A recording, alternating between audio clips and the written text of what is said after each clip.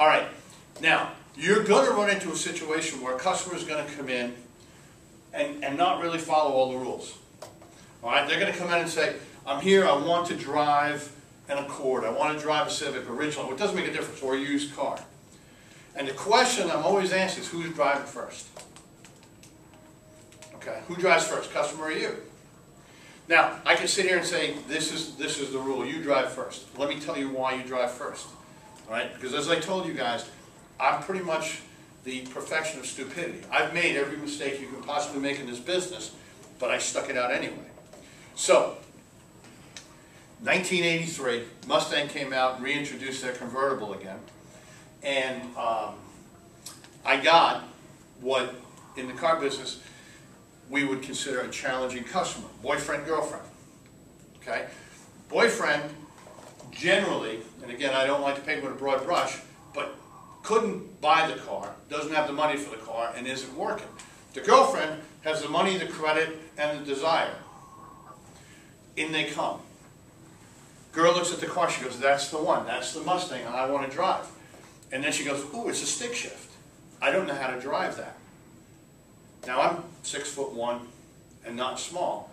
I don't do well in the back seat of a Mustang.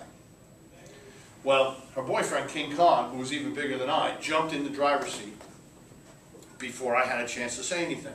And he said, I'll drive it first. She hopped in on the passenger side. Now there's no room for me. I made a mistake. I gave him the keys, right? So what does he do? Somehow he transforms into, you know, Tony Stewart. He's in NASCAR. Starts the thing up, foot in on the clutch, revs the engine a couple of times, right? Does all this. I don't know why they wiggle it, but they wiggle it, and then they promptly put it into third gear. What happens when you try to start a car in third gear? Stalls. How does it stall? Smoothly or violently? Violently, right? Barbie comes right out of her false eyelashes, snaps back, right? He looks at me, looks down at the car, does it again. Starts it up, hits the engine a couple times, does this little shake like that's going to make it better, puts it in third gear, now what happens? Right? There's lipstick prints on the windshield. She snaps back and forth. He turns the car off, he tosses the keys to me and says, there's something wrong with this car, and they leave. Right? I let him drive first. Now, I told you I'm stupid, but I'm only stupid once. And I also told you, God's got a sense of humor. So here's what happens. 2 weeks later, Barbie's twin sister shows up with King Kong's twin brother. She walks over to the exact same car. I love this car. This is the car. Ooh, I can't drive a stick shift. As she got the word stick out of her mouth, I was in the driver's side. This is not going to happen to me twice.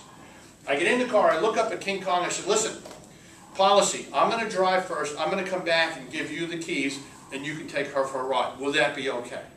Right? Well, she's already in the car going, that'll be fine. And of course, King Kong doesn't want to get in any trouble. He goes, yeah, okay, whatever.